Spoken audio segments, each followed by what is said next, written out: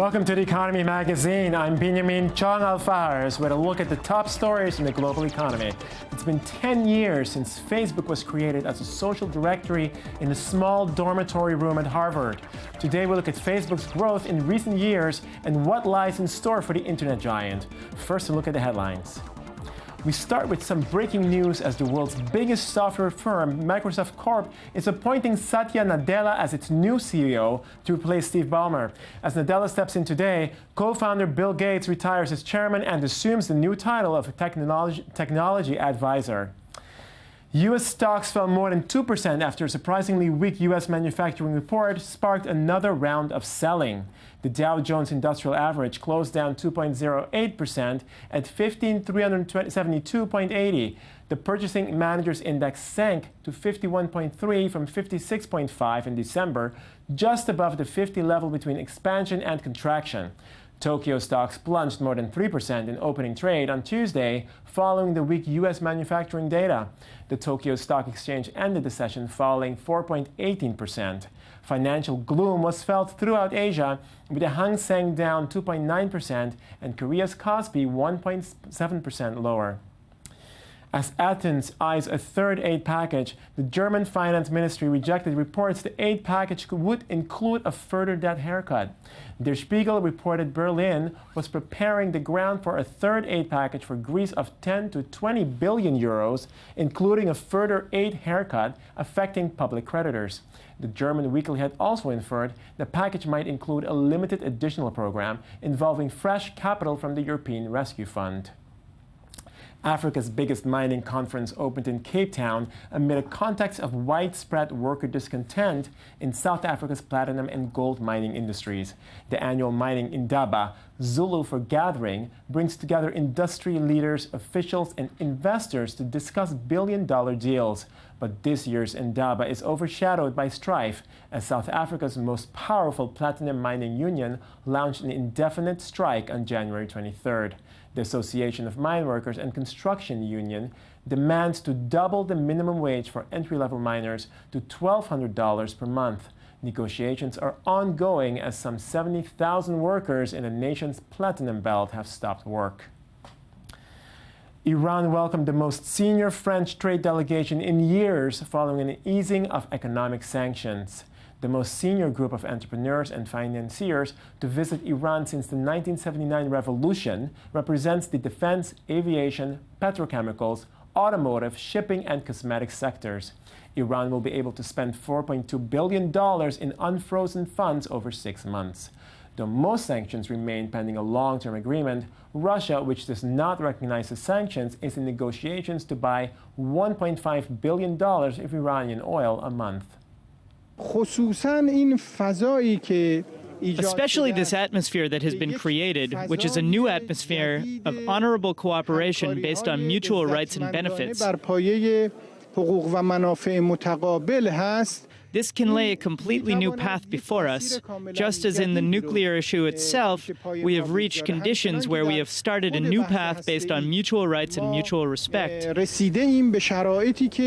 And according to a European Commission study, corruption in the European Union costs its members as much as 120 billion euros a year. 69% of the 7,842 businesses surveyed said paying bribes and exploiting political connections were the easiest ways to obtain certain public services. A third of companies participating in the public tenders for government contracts have been prevented from doing so due to corruption. Nearly all companies interviewed in Greece, Italy, and Spain complained that corruption was widespread in their country. According to the survey, 3/4 of EU citizens believed corruption was widespread, while more than half said it had increased over the past 3 years. We are not doing enough, and this is true for all member states. Existing laws and policies are not enforced enough, and the firm political commitment to really root out corruption still seems to be missing. We go now to our main story of the day, Facebook, which turned 10 last week. With profits of $1.5 billion in 2013, the online social directory has come a long way since its inception at Harvard. In 2004, a group of Harvard students created a platform for virtual profile exchanges just for students at the university. 10 years later, Facebook has more than 1.2 billion users and a value listed at more than $150 billion. Mark Zuckerberg's creation has revolutionized the concept of social networking, and it's meant that companies have had to change and adapt their marketing to the new digital reality. We met Ybrant, a leading Israeli digital marketing company that is licensed to create publicity tools for Facebook. Aviv Schuster has been connecting Facebook with clients for over 4 years. Around 2007, they created the Facebook API. Facebook API is actually the access to the Facebook code to advertisers. So companies like us can create tools to advertise and create campaigns and ads more efficiently.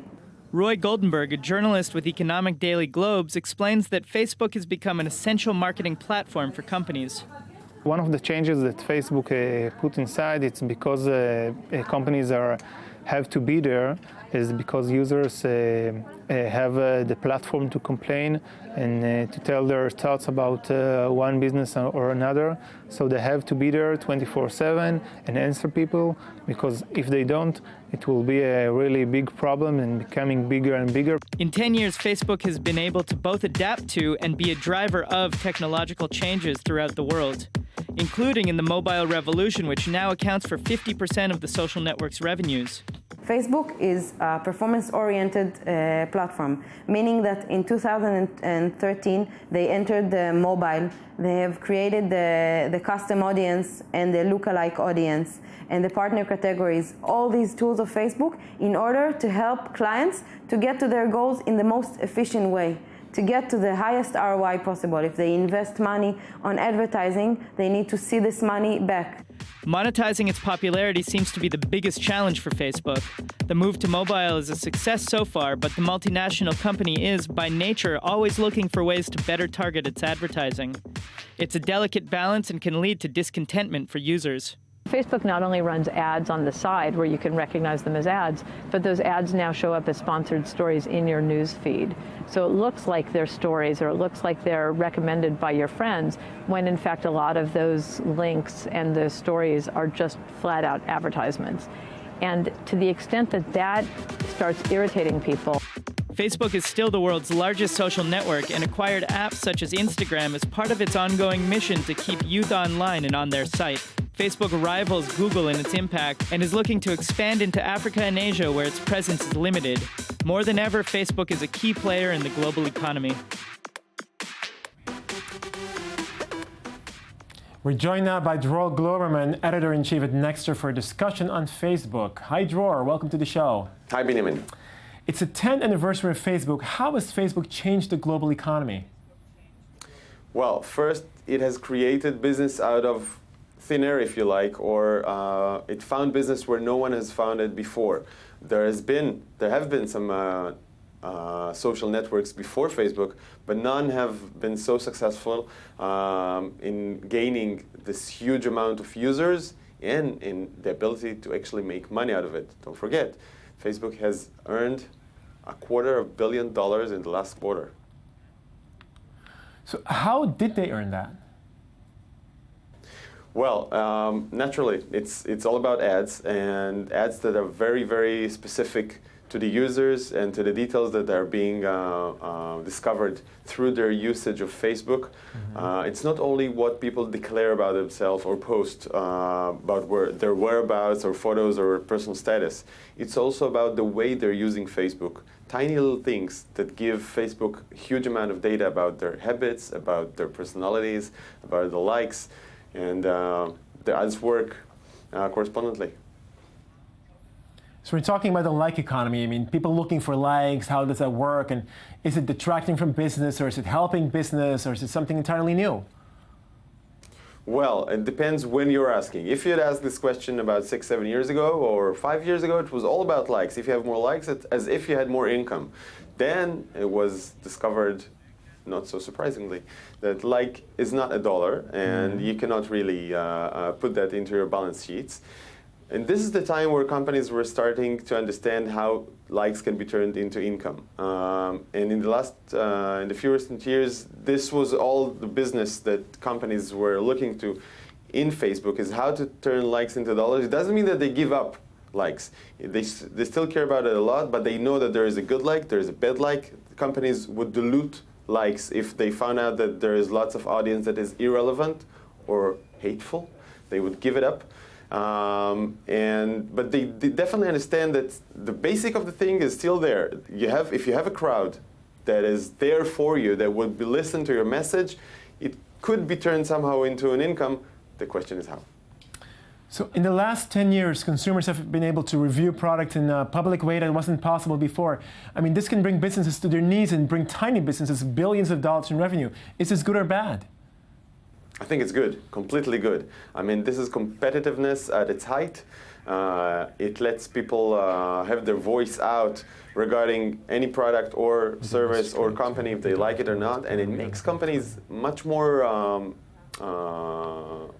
attentive to their customers. It means that if a customer didn't like an experience within your company, you would have to listen to that, because other people are looking to see how your business is responding to a complaint.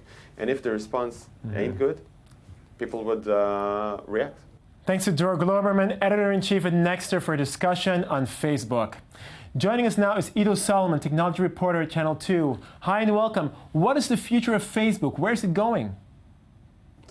Well, Facebook has two major channels they should go, and they're headed to. The first one is to expand to places who don't have internet, like Africa, for example, and we know that Mark Zuckerberg is working on a big project to bring internet to places who don't have internet, and he has the money and the ability to make this kind of huge project to happen.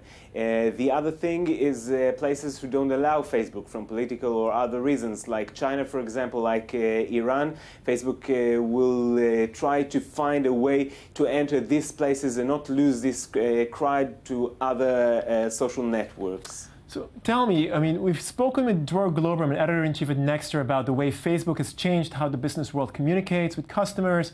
What about the way advertisers and the ad business itself have changed because of Facebook?